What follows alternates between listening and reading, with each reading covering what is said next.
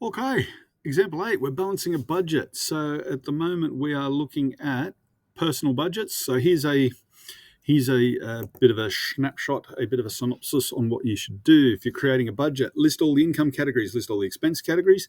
Hopefully the income's better than the expense, but we'll see about that in a sec. Calculate the total of the income and expense categories and balance it by modifying the categories or by entering a balance category. So when you're doing this, if you're going to do it and it's going to be useful, you have to be fairly frank and honest with it. Otherwise, it's really easy to make a budget that looks fantastic but isn't realistic. So you've got to be fairly strict on it. And it helps if it's accurate as well. Like rough numbers are great, they will work as long as you can guarantee they're going to be close to what you're looking for. Otherwise, you think you're looking good, but it turns out pretty poorly.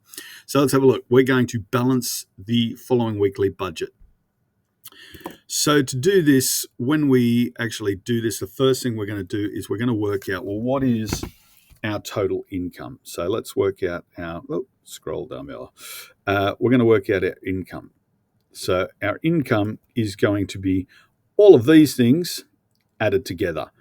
So we've got 1726, 2156. I'm going to do that on the calculator so I don't have to do it off the top of my head, plus 20 plus 156.78 plus 393.72 should give you approximately 2296.65.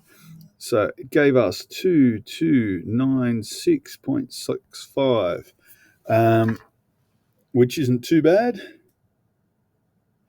but that is your income.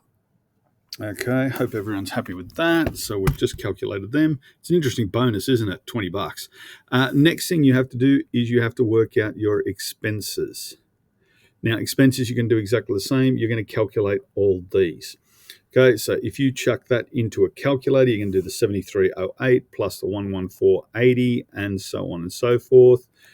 And that's going to bring you to a total of 2210.49 cents. Okay, so that is your income and that is your expenses. So next thing you're going to do is work out your balance. So the balance, and this is where you're hoping that one number in particular is bigger than the other. So your balance is going to be your income minus your expenses. Now this should be probably pretty obvious to you, but it is good to go through it and just make sure that we do have a handle on what we're doing, because I'd hate for you guys to in the future go, I never learned how to do household finances. It's all Mr. Player's fault that I am now in debt. It's not. It's your own fault. And I blame you entirely. So let's have a look. So we're going to do that. And what you get is you get a balance of $86.16. Now that is good. It doesn't seem like a lot of money, but anytime you're in front at the end of the week, is this a weekly one or a weekly one? So $86 per week. You are in front. A positive number is a good number. A negative number is bad, and that's when you have to start thinking, all right, is there ways I can either earn more money, not easy, or reduce my costs? And you go, yeah, I probably don't need to spend $73 a week on clothing. Okay.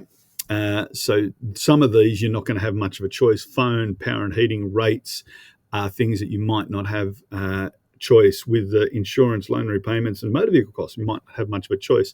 Groceries, so you can split your budget up into things that are just, these are bills, I'm going to have to pay them. I don't have a choice unless I don't want a phone or I don't want television. Okay, but things like groceries, maybe you can look at meal prepping and doing things in bulk so that you've got stuff and that costs a lot less. Maybe with recreation, you don't have to spend $216 a week on recreation. I don't know what they're recreating, but it's costing a lot of money. And work-related costs, you think, okay, yeah, I have to do that for whatever reason, tools or whatever, but I might get some of that back at tax time, but we'll talk about that later too. So you just want a positive, balance it by doing your income minus your expenses. Now, it did say that if it doesn't balance, like it says here, balance the budget by modifying categories or by entering a balance category. So what it's talking about is we've got this 86.16 is our balance. That's excellent.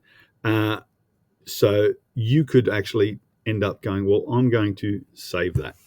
You've already calculated all your costs, so it's not as though you're worried about not having any money for recreation or for clothes. You've already put that into your budget, and that's why a budget is really, really good. You've already got them in your budget, so you can have things like entertainment in there. So recreation is probably entertainment. Maybe it's going to the movies, maybe it's going out to dinner. But because you've put it in the budget, you know that this 86.16 you still have left. And that's where having a savings, and some people put savings in as a cost in and of itself that you're always putting money in for.